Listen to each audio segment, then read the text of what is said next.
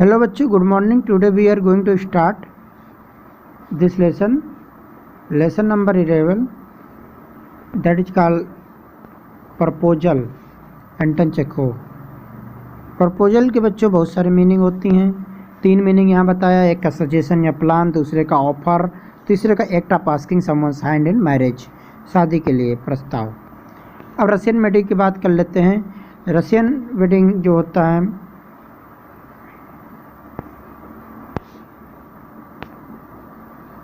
वो बहुत ही सिंपल होता है, लेकिन बहुत सारी चीज़ें हमारे यहाँ देशों से मिलती हैं।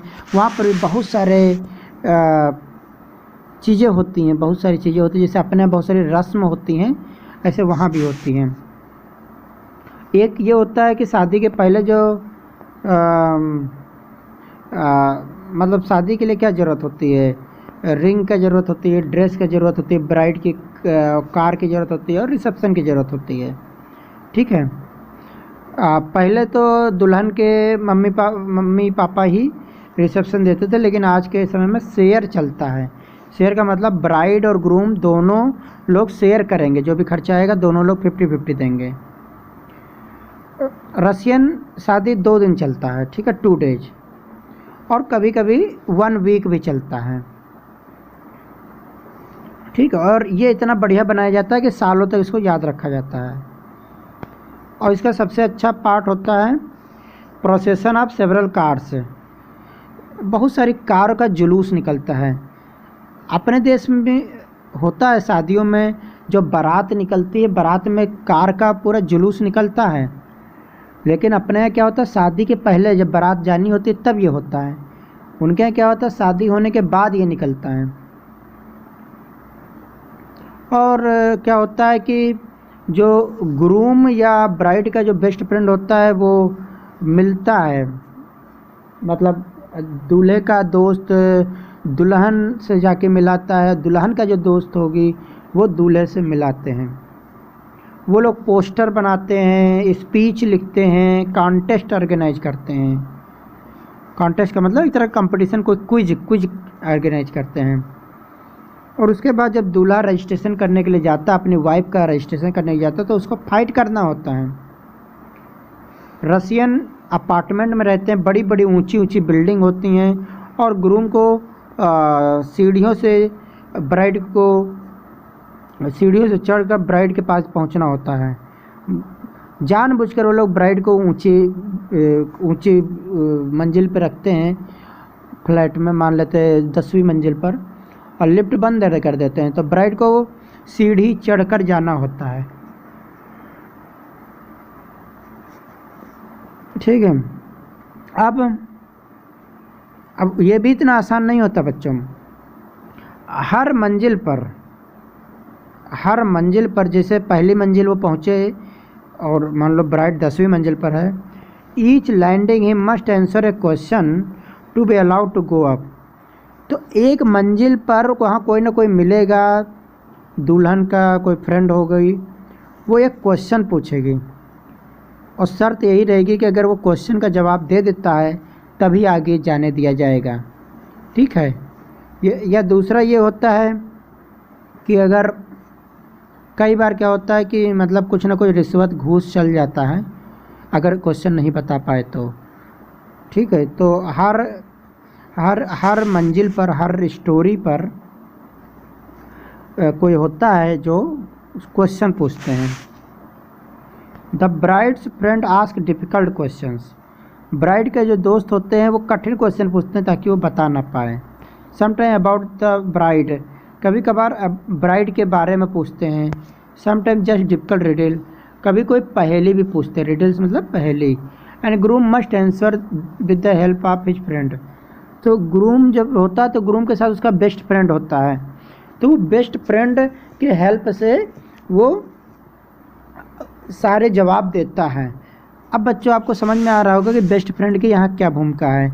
अभी जब हम पढ़ रहे थे तो हमने बताया था कि बेस्ट फ्रेंड जो है वो बेस्ट फ्रेंड शादी के पहले ही जाकर दुल्हन से मिल आता है।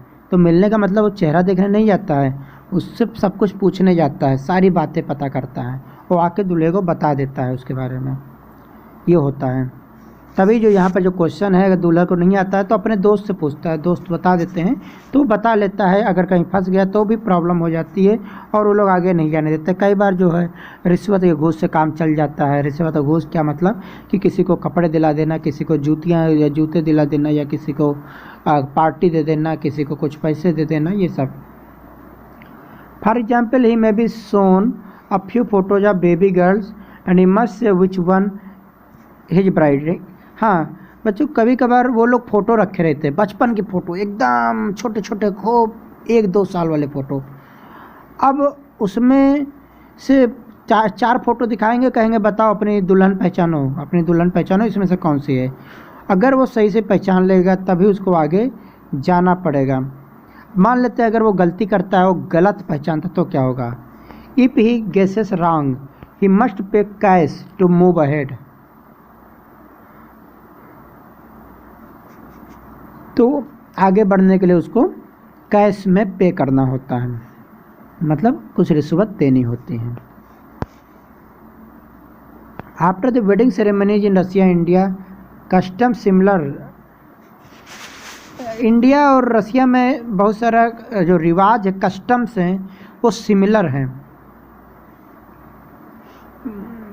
Marriage registration and newly married couple leaves the guest for a tour of the city side. रूस में बच्चों शादी के बाद जो कपल होते हैं, जो ब्राइड और ग्रूम होते हैं, ये दोनों लोग शहर घूमने तुरंत निकल जाते हैं। डायरेक्ट अपने घर नहीं जाते हैं, ये दोनों तुरंत शहर घूमने निकलते हैं। After 2 or 3 hours of city tour the couple arrives at the reception. और 2-3 घंटे के शहर घूमने के बाद वो लोग रिसेप्शन पर आते हैं। ठीक है, मतलब एक छोटी सी पार्टी होती है। The couple seats eight A specially arrange table with their family. तो जो रिसेप्शन पार्टी होती है वहाँ पर कपल के बैठने के लिए एक अलग से सीट होती है। तो बच्चों हमारे यहाँ भी जब शादियाँ होती हैं तो जो ब्राइड और ग्रूम होते हैं उनके बैठने के लिए स्पेशल चेयर होती हैं, अलग से ही व्यवस्था होती है। फ्रेंड्स एंड इनवाइटेड गेस्ट, और जो मित्र हैं और जो गेस्ट हैं उनके लिए भी बैठने की व्यवस्था होती है। The reception start with toast to the couple. Reception के समय कपल के साथ खूब चिढ़ाने वाला मजाक शुरू होता है। A wedding toast is a custom where close friend or relative of the groom or the bride says a few word to wish the couple. ये क्या होता है, इसमें ग्रूम या ब्राइड के जो दोस्त होते हैं वो कपल को विश करते हैं, कपल के बारे में कुछ बोलते हैं। Then everyone raises their glass of wine. उसके बाद उनकी अच्छी लाइफ के लिए वो लोग अपने अपने गिलास ऊपर कर कर शुभकामनाएँ देते हैं। And drink it up at the same moment. उसी समय वो लोग वो ड्रिंक पी लेते हैं। The groom is then asked to kiss the bride. उसके बाद वो लोग ज़बरदस्ती करते हैं और दूल्हे से कहते हैं कि अपनी ब्राइड को किस करो। After a few toast people start eating and drinking. इस तरह खूब परेशान करके, टोस्ट का मतलब होता है थोड़ा परेशान करना, थोड़ा सा मजाक करना, ठीक है। उसके बाद सारे लोग खाना पीना शुरू कर देते हैं और फन होता है। After some time the bride gets stolen. और जब ये खाना पीना चल रहा होता है तभी अचानक ब्राइड गायब हो जाती है। बच्चों ये वहाँ का रिवाज है, जैसे अपने यहाँ आपको याद होगा जूता चोरी हो जाते हैं, दूल्हे के जूते चोरी हो जाते हैं, कई एक जूता चोरी होता है। आपके यहाँ क्या रिवाज है, आप ज़रूर कमेंट में लिख के बता देना कि कौन सा रिवाज है। हम जहाँ तक मुझे याद है जूता चोरी हो जाता है। रूस में ब्राइड चोरी हो जाती है और सी डिसअपियर, अचानक गायब हो जाती है। When the groom starts looking for her he asks to pay fee. जब ग्रूम उसको ढूंढना शुरू करता है तो लोग रिश्वत मांगते हैं कि हमको पैसे दो, हम खोजवा देंगे। क्योंकि it is his friend who steel the bride. क्योंकि ब्राइड को चोरी कौन किया, ब्राइड को चोरी करते हैं उनका ही दोस्त, कोई उनका ही दूल्हे का जो दोस्त होता है वही चोरी किया होता है। वो अपनी कार में लेकर इधर उधर चला जाता है। Then there are the bride's friends, they steal the bride's shoes. और जो दुल्हन के मित्र होते हैं वो ब्राइड के जूते चुरा लेते हैं। तो बच्चों देखो वहाँ पर क्या है, ब्राइड के जूते चोरी होते हैं। The groom must pay money for shoe also, तो जूते के लिए भी ब्राइड को पैसे जमा करने होते, पैसे देने होते हैं। The guest enjoy watching this tussle and continue parting, जितने गेस्ट होते हैं वो इस मामले में इंटरफेयर नहीं करते, वो खाली मज़ा लेते रहते हैं और अपना खाते पीते रहते हैं।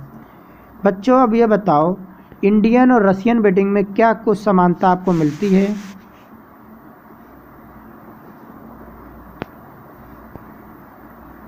अब आपकी जो ये हमारा लेसन है द प्रपोजल, जो एक्चुअली एक तरह का मैरिज प्रपोजल है, ये एक वन एक्ट प्ले है, ये एक फार्स है। फार्स का मतलब किसी व्यंग है, और इसको लिखा है रूस के जो वो महान लेखक हैं एंटन चेखोव, उसने लिखा है। ये है the play about the tendency of wealthy families to seek ties with other wealthy families to increase their status by increasing marriages that make good economic sense.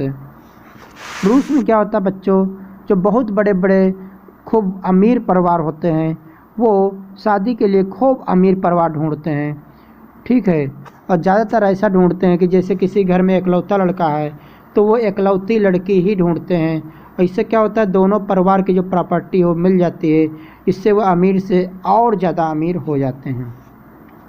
इस कहानी में आपको जो मेन कैरेक्टर है वो है इवान लोमो, वो एक बहुत ही अमीर पड़ोसी है स्टीफन चुबुको का। चुबुको भी बहुत अमीर है। Comes to seek the hand of Chubukov's 25-year-old daughter Natalya. Chubukov की एक लड़की है जिसकी उम्र 25-26 साल है, Natalya. All three are quarrelsome people. तो नतालिया, चुबुको और लोमो। चुबुको नतालिया के पिताजी का नाम है, नतालिया लड़की का नाम है और लोमो लड़के का नाम है। लेकिन ये तीनों बहुत ही लड़ाकू हैं, लड़ाई करते रहते हैं छोटी छोटी बातों पर। दे क्वेरल ओवर पेटी issues. The proposal is in danger of being forgotten amidst all the quarrelling. और जो मेन बात है, जो प्रपोजल जब ये शादी की बात करने गए थे, ये चीज़ वो भूल जाते हैं और लड़ाई में बिजी हो जाते हैं। But economic good sense ensure that proposal is made after all. लेकिन चूँकि बात पैसे की होती है तो इसमें दोनों पक्ष राजी हो जाते हैं प्रपोजल अगर किया जाए तो। Although the quarrelling perhaps continues, उसके बावजूद भी लड़ाई झगड़ा चलता रहता है। तो बच्चों ये है कहानी, और इसके बाद जो है ये अपना ड्रामा शुरू होता है। इसमें एक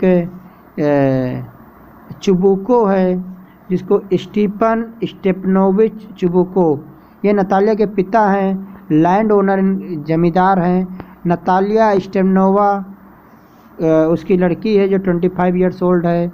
इवान वासिलेविच लोमो ये चुबुको का पड़ोसी है, ठीक है, बहुत ही सस्पिशियस है और ये भी एक लैंड ओनर है। ड्राइंग रूम, चुबुको का ड्राइंग रूम का सीन है। तभी लोमो आता है। लोमो ने बड़ी अच्छा ड्रेस पहन रखा है, वाइट ग्लव्स पहन रखा है। Chubukov rises to meet him, Chubukov उससे मिलने के लिए आगे बढ़ता है। चुबुको कहता है my dear fellow whom do I see, Ivan Vassilevitch. बच्चे इवान वासिलेविच कौन है? लोमो का नाम ही इवान वासिलेविच है और ये चुबुको का मित्र है, पड़ोसी है। I am extremely glad now this is a surprise my darling, how are you. Chubukov कहता है ये बहुत ही अच्छा सरप्राइज है कि आप हमारे घर पर आए हो, बताइए आप कैसे हैं। लोमो कहता है thank you and how may you be getting on, मैं ठीक हूँ, आप बताइए आप कैसे हैं। बच्चों जब कभी किसी से पूछना हो आप कैसे हैं तो ये वाला सेंटेंस आप बोल सकते हो, how may you be getting on. इसका मतलब है आप बताइए आप कैसे हैं। चुबुको कहता है we just get along somehow. हाँ, अगर बच्चों आपको ये बताना हो कि हाँ अच्छा चल रहा है, धीरे धीरे अच्छा हो रहा है, तो आप ये वाला सेंटेंस बोल सकते हो। इसका मतलब होता है सब कुछ अच्छा चल रहा है और अच्छा होता जा रहा है। We just get along somehow, या we just get along fine भी बोल सकते हो। My angel, thank you to your prayers and so on. मेरे लिए जो भी प्रेयर करते हैं उनका धन्यवाद, मेरा सब अच्छा चल रहा है। Sit down please do, now you know you shouldn't forget all about your neighbors, my darling, my dear Flo. Why are you so formal in your get-up? आप हमारे पड़ोसी हो, आप इतना फॉर्मल कपड़े पहनकर क्यों आए हो? इतने अच्छे कपड़े, ड्रेस, ग्लव्स एंड ये सब क्यों पहनकर आए हो? Can you be going anywhere my treasure? क्या आप कहीं घूमने जाने वाले हैं? लोमो ने कहा no, I come only to see you. मैं तो केवल आपसे मिलने आया हूँ। बच्चों, मिलने आने के लिए भी सी यू बोलते हैं इंग्लिश में। जैसे कि अगर आपको ये बोलना कि मैं आपसे मिलना चाहता हूँ या चाहती हूँ, तो क्या बोलोगे? I want to see you. इसका मतलब हो गया मिलना चाहता हूँ या चाहती हूँ। Honoured Stephen Stepanovich Chubukov, then why are you evening dress my precious? Chubukov कहता है कि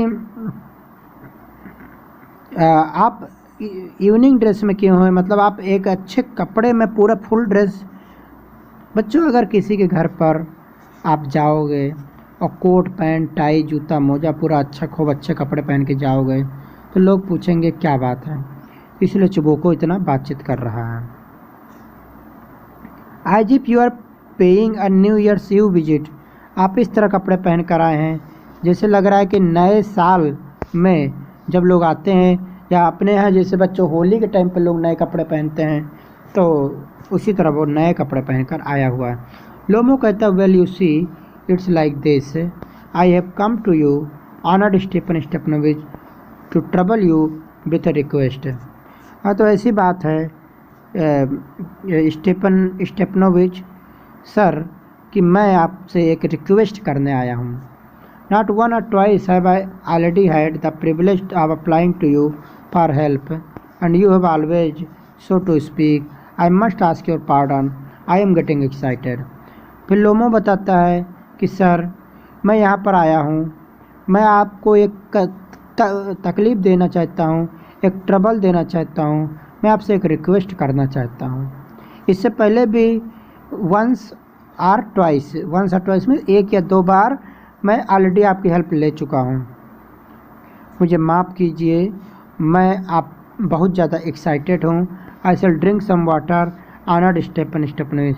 मैं थोड़ा पानी पी लेता हूँ। तो वो पानी पीने लगता है। सो हम देख रहे हैं लोमो बहुत ज़्यादा एक्साइटेड है। चुबुको अपने मन में एसाइड का मतलब बच्चों होता है एसाइड, ये ड्रामा की एक टेक्निक होती है जिसमें जैसे आप लोग जब कोई सीरियल देखते हैं, मोटू पतलू या छोटा भीम या कोई इस तरह का सीरियल देखते हैं, तो वो मन में जब सोचते हैं तो बहुत तेज़ से आवाज़ आती है मन के अंदर से। उस मन वाली आवाज़ को एसाइड कहा जाता है। He has come to borrow money, shan't give him any. तो चुबुको अपने मन में कहता है ये शायद पैसा मांगने आया, इसको पैसा नहीं देंगे। ठीक है, तो इतना वो एसाइड मतलब मन में बोलता है। और फिर तेज से बोलता है what is in my beauty. कहता है अच्छा बताइए क्या बात है, आप मुझसे क्या रिक्वेस्ट करने आए हैं। तो बच्चों आज इतना ही। इसके बाद इसके आगे कहानी बहुत इंटरेस्टिंग कहानी है, तो हम लोग पढ़ेंगे आगे।